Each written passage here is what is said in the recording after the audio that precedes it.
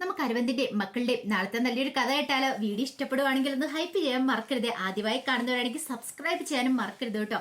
അങ്ങനെ ഗംഗയെ വിളിച്ചോണ്ട് വിനീത് കടയുടെ താഴേക്ക് ഇറങ്ങി വരുവാണ്. ആ സമയത്ത് ബേബിച്ചാണ്ട് ഒരു കാറിൽ ചാരി നിൽക്കുന്നുണ്ടായിരുന്നു. വിനീത് ഗംഗയോട് ചോദിച്ചു, എങ്ങനെയുണ്ട്, കാർ ഇഷ്ടപ്പെട്ടോ എന്ന് ചോദിക്കുകയാണ്. ഗംഗ കാർ ആകപ്പാടെ നോക്കി. പഴയ മോഡല് കാറാണ്, എന്നാലും കാണാൻ നല്ല ഭംഗിയുണ്ട്. ആ സമയം ബേബിച്ചേട്ടൻ പറഞ്ഞു, ഈ കാർ ആർക്കെങ്കിലും ഇഷ്ടപ്പെടാതിരിക്കോ? വിനീത് ചോദിച്ചു, നിനക്ക് ഇഷ്ടപ്പെട്ടോ ഗംഗയെന്ന് ചോദിച്ചു. ഗംഗ പറഞ്ഞു, ഇഷ്ടപ്പെട്ടെന്ന് പറഞ്ഞു. ആ സമയം ബേബിച്ചേട്ടൻ പറഞ്ഞു, അതെ, വിലയുടെ കാര്യം അറിയാലോ വിനീതെ, അത് സാരമില്ല ബേബിച്ചേട്ടാ, വില കുറച്ച് കൂടുതലാണെങ്കിലും എന്റെ ഗംഗയ്ക്ക് ഇഷ്ടപ്പെട്ടതല്ലേ, അപ്പൊ പിന്നെ എത്ര വിലയാണെന്ന് പറഞ്ഞാലും ഞാൻ ഈ കാർ എടുക്കുമെന്ന് പറഞ്ഞു. ബേബിച്ചേട്ടൻ ഒരു കാര്യം ചെയ്യുക, ആ കീ ഇങ്ങോട്ട് തരാൻ പറഞ്ഞു. ഗംഗ പറഞ്ഞാൽ പിന്നെ ഒരു മാറ്റമില്ല, ഗംഗയ്ക്ക് ഇഷ്ടപ്പെട്ടത് ഞാൻ സ്വന്തമാക്കും. ഗംഗയുടെ ഇഷ്ടമാണ് എന്റെ ഇഷ്ടം. ഗംഗയ്ക്ക് ഭയങ്കര സന്തോഷം തോന്നി, തന്നെ എത്രമാത്രം വിനീത് സ്നേഹിക്കുന്നുണ്ട് എന്നൊരു ചിന്തയൊക്കെ ഗംഗയുടെ മനസ്സിലുണ്ടായി. കാരണം ഗംഗയെ കൊണ്ട് യാത്ര പോകാനായിട്ടാണ് വിനീത് കൂടുതലായിട്ട് ആ കാറ് വാങ്ങിയത് പോലും. അപ്പം ഗംഗയ്ക്ക് വലിയ താല്പര്യമുള്ള കാര്യമാണെന്നൊക്കെ വിനീതിന് അറിയായിരുന്നു. അല്ലെങ്കിലും ഇവിടെ നിൽക്കുന്നതോട് താല്പര്യമില്ല, ഗംഗയ്ക്ക് പുറത്തു പോകാനായിരുന്നല്ലോ താല്പര്യം. അപ്പൊ ഗംഗയ്ക്ക് ഇങ്ങനെ കാറും അതൊക്കെ ഭയങ്കര താല്പര്യമുള്ള കാര്യം തന്നെയാണ്. അങ്ങനെ കീ ബേബിച്ചേട്ടൻ കൊടുത്തു കഴിഞ്ഞും പറഞ്ഞു, ഗംഗ കാറിലേക്ക് കയറാൻ പറഞ്ഞു. അത് പിന്നെ കയറ് എന്ന് പറഞ്ഞു. അങ്ങനെ മുൻ സീറ്റിലേക്ക് ഗംഗ കയറി. വിനീത് ഗംഗയും കൊണ്ട് പോവാണ്. പിന്നീട് ചോദിച്ചു, എങ്ങനെയുണ്ട് യാത്ര, സുഖമാണെന്ന് ചോദിച്ചു. അതേന്ന് പറഞ്ഞു. അതെ, ഗംഗയ്ക്ക് വേണ്ടിയാണ് ഞാനിത് വാങ്ങിയത്. പിന്നെ അമ്മ വന്ന് പറഞ്ഞ കാര്യങ്ങളൊന്നും ഓർത്ത് വിഷമിക്കണ്ട കേട്ടോ, സോറി കേട്ടോ, അമ്മയ്ക്ക് വേണ്ടിയിട്ട് ഞാൻ ക്ഷമ ചോദിക്കാം. അപ്പോഴേക്കും ഗംഗ പറഞ്ഞു, വേണ്ട വിനീതേട്ടാ, വിനീത ക്ഷമയൊന്നും ചോദിക്കേണ്ട കാര്യമില്ല. ഇപ്പം അമ്മായിയുടെ സ്ഥാനത്ത് ചിലപ്പോൾ ആരാണെങ്കിലും അങ്ങനെ പറഞ്ഞു പോകും. അമ്മായിയുടെ ദേഷ്യം കൊണ്ട് പറഞ്ഞല്ലേ, ഞാനിത് കാര്യമായിട്ട് എടുക്കുന്നില്ല. എനിക്കറിയാം ഗംഗയ്ക്ക് എത്രമാത്രം വിഷമം ഉണ്ടായിട്ടുണ്ടെന്ന്. അമ്മയുടെ സ്വഭാവത്തെക്കുറിച്ച് അറിയാലോ, എല്ലാം നേരെയാകാൻ കുറച്ച് സമയം പിടിക്കും. അമ്മയ്ക്ക് എന്നെ അത്രയ്ക്ക് ഇഷ്ടമായിരുന്നു, അതുകൊണ്ട് എങ്ങനെയൊക്കെ. ഗംഗ പേടിക്കൊന്നും വേണ്ട, ഞാൻ ഗംഗേനെ ഒരു രീതിയിലും വേദനിപ്പിക്കില്ല കേട്ടോ. ഗംഗ ഇനിയിപ്പോൾ അതിനെക്കുറിച്ച് ചിന്തിക്കണ്ട, അതൊക്കെ അങ്ങോട്ട് വിട്ട് കളഞ്ഞേരെ, നമുക്ക് കുറച്ച് ദൂരെ യാത്ര പോയാലെന്ന് ചോദിക്കണം. അങ്ങനെ ഗംഗയും കൊണ്ട് വിനീത് ചുറ്റിയടിക്കുന്നുണ്ട്. ഭയങ്കര സന്തോഷമായിരുന്നു വിനീതിന്. അപ്പം അറിയാതെ ഗംഗയെ ആ സന്തോഷത്തിൽ പങ്കുചേരുവാണ്. വിനീതിനോടൊപ്പമുള്ള ഓരോ നിമിഷവും ഗംഗയെ ആസ്വദിച്ചു തുടങ്ങി. ഗംഗയ്ക്കും ഭയങ്കര സന്തോഷമായി. അങ്ങനെ കുറെ സമയം ചുറ്റിയടിച്ചതിന് ശേഷമാണ് അവര് തിരികെ വീട്ടിലേക്ക് വരുന്നത്. അങ്ങനെ വീടിന്റെ അവിടെ കാറ് കൊണ്ടു നിർത്തിയിട്ട് ഗംഗയും വിനീതും കൂടി ഇറങ്ങുവാണ്. ആ സമയത്ത് നീളെ ഓടിച്ചെന്നു. പുതിയൊരു കാർ വന്ന് നിൽക്കുന്നുണ്ട്. ഇപ്പൊ ആരുടെ എന്താന്നും അറിയത്തില്ലോ. അപ്പോഴേക്കും ഗംഗയും വിനീതും കൂടി ഇറങ്ങുന്നുണ്ട്. ഇതെന്താ കാറിലൊക്കെ രണ്ടാളും എന്ന് ചോദിച്ചു. വിനീത് ചോദിച്ചു, നിലമോൾക്ക് ഇഷ്ടപ്പെട്ടോ? ഇഷ്ടപ്പെട്ടു. അങ്ങനെയാണെങ്കിലേ ഇതേ നമ്മൾ വാങ്ങിയ കാറ്. നമ്മൾ കാറ് വാങ്ങിയ സത്യമാണോ വിനീതായിട്ട് പറയണേ? പിന്നല്ലാതെ. അയ്യോ, എന്നാ ഞാനിന്ന് കയറിയിരിക്കട്ടെ എന്ന് പറഞ്ഞിട്ട് ഓടിച്ചെന്ന് നില കാറിൽ കയറിയിരിക്കുകയാണ്. വിനീതിന് ഭയങ്കര സന്തോഷമായി. വിനീത് പറഞ്ഞു, എന്താ നമുക്കൊരു ട്രിപ്പ് പോയാലോ? എങ്ങോട്ട്? ഒന്ന് ചുറ്റിക്കറങ്ങിയിട്ട് വരാം. ആ സമയത്താണ് ശാരദ അങ്ങോട്ടേക്ക് വരുന്നത്. ശാരദ വന്നിട്ട് പറഞ്ഞു, എടി പെണ്ണെ, ഇങ്ങോട്ട് അറിയിക്കുക, നിനക്ക് വേറൊരു പണിയില്ലേ എന്റെ വിനീതേ? ഇവളുടെ താളത്തിനൊത്ത് തുള്ളാൻ നിൽക്കരുത്. അതെ, എപ്പോഴേലും എവിടെയെങ്കിലും പോകും മതി.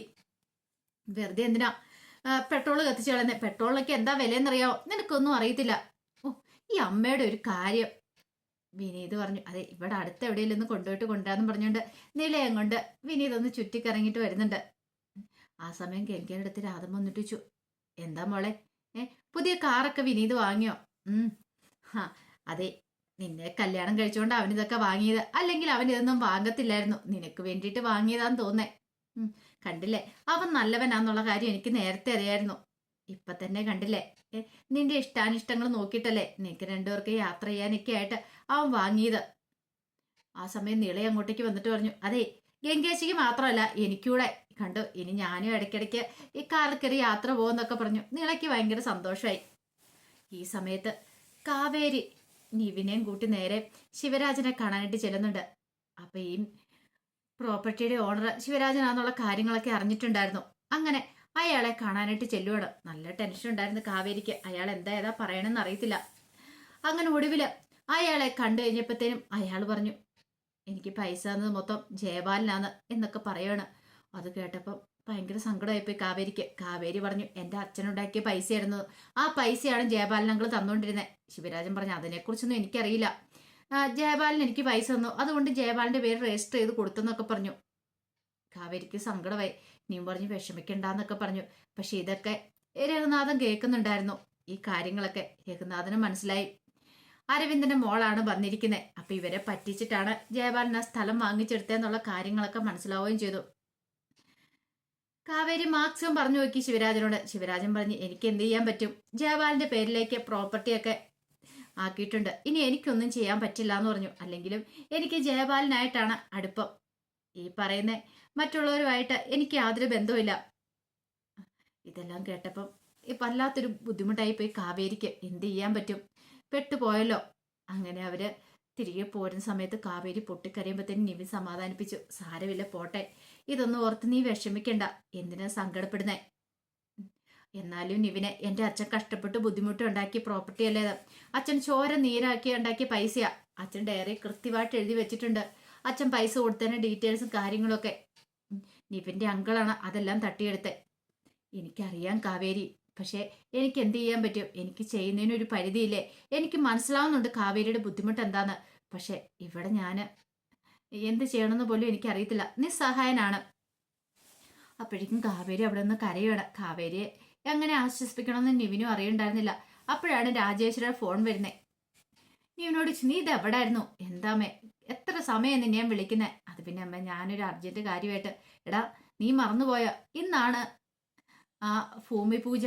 ഭൂമി പൂജയോ? എടാ ജയപാലേട്ടൻ മേടിച്ച സ്ഥലത്തിന്റെ ആ ഭൂമിയുടെ പൂജയും കാര്യങ്ങളൊക്കെ ഇന്നാന്നു. ഓ അത് ഞാൻ അങ്ങോട്ട് മറന്നു. എടാ നീ എത്രയും പെട്ടെന്ന് അങ്ങോട്ടേക്ക് വരാൻ നോക്ക്, ഞാൻ അങ്ങോട്ടേക്ക് പോകുകയെന്ന് പറഞ്ഞു. ശരിയെന്ന് പറഞ്ഞു.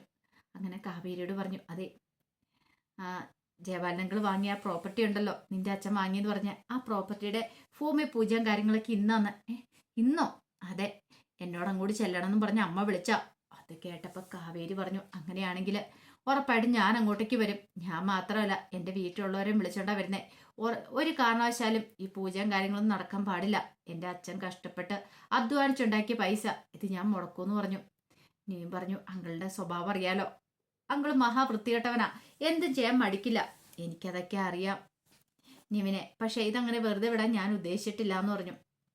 അങ്ങനെ ഒടുവിൽ കാവേരി വീട്ടിലേക്ക് വന്നു. വീട്ടിലേക്ക് വന്ന് എന്ത് ചെയ്യണമെന്ന് അറിയത്തില്ലാത്ത ഒരു നിമിഷം നിൽക്കുമ്പോൾ ഗംഗ വന്നിട്ട് എന്താ കാവേരി, കാര്യം എന്താ? ഒടുവിൽ ഗംഗയോട് കാവേരിക്ക് കാര്യങ്ങൾ പറയേണ്ടി വന്നു. ആ ജയപാലനങ്ങളും നമ്മളെ ചതിച്ചിട്ട് ആ സ്ഥലം ജയപാലനങ്ങളും വാങ്ങിച്ചെടുത്തു. ഇന്ന് ആ ഭൂമി പൂജയും കാര്യങ്ങളൊക്കെ നടക്കും അവിടെ. ഇന്നാ? അതെ, നമ്മുടെ അച്ഛൻ്റെ പൈസയാണ്. അച്ഛൻ്റെ പൈസ തട്ടിയെടുത്ത അയാളാണ്, അയാളെ വെറുതെ വിട്ടുകൂടാ. അപ്പോഴേക്ക് ശാരദ രാധമ്മയും വന്നു. അവർ കാര്യങ്ങൾ അന്വേഷിക്കുകയാണ്. ആ സമയത്ത് കാവേരി കാര്യങ്ങൾ പറഞ്ഞു. അത് കേട്ടപ്പോൾ ശാരദ പറഞ്ഞു, അയാൾ ഒരു കാരണവശാലും ഗുണം പിടിക്കില്ല. എൻ്റെ അരവിന്ദേട്ടൻ കഷ്ടപ്പെട്ട് ബുദ്ധിമുട്ടുണ്ടാക്കിയ പൈസയാ, അതെല്ലാം അയാൾ കൊണ്ട് തിന്നല്ലോ എന്നൊക്കെ പറഞ്ഞ് നെഞ്ചി തടിച്ച് നിലവിളിക്കുമ്പോൾ കാവേരി പറഞ്ഞു, അമ്മേ ഇവിടെ കിടന്ന് കരഞ്ഞിട്ടൊന്നും കാര്യമില്ല. ചോദിക്കേണ്ട അവകാശം നമ്മൾ ചോദിച്ചു മേടിക്കുക തന്നെ ചെയ്യണം. ഇന്നവിടെ ഭൂമി പൂജയും കാര്യങ്ങളല്ലേ പറയുന്നേ. ഒരു കാര്യം ചെയ്യാം, നമുക്ക് അങ്ങോട്ടേക്ക് പോവാന്ന് പറഞ്ഞു. രാധം വെച്ച് അവിടെ പോയിട്ട് ആ പൂജയും കാര്യങ്ങളും നമുക്ക് മുടക്കാം. അങ്ങനെ അയാളിപ്പോൾ സൂഹിക്കണ്ട. എൻ്റെ അച്ഛൻ്റെ പണം കൊണ്ട് വാങ്ങിയ സ്ഥലത്ത് അയാളിപ്പോൾ സൂഹിക്കണ്ടെന്ന് പറഞ്ഞു.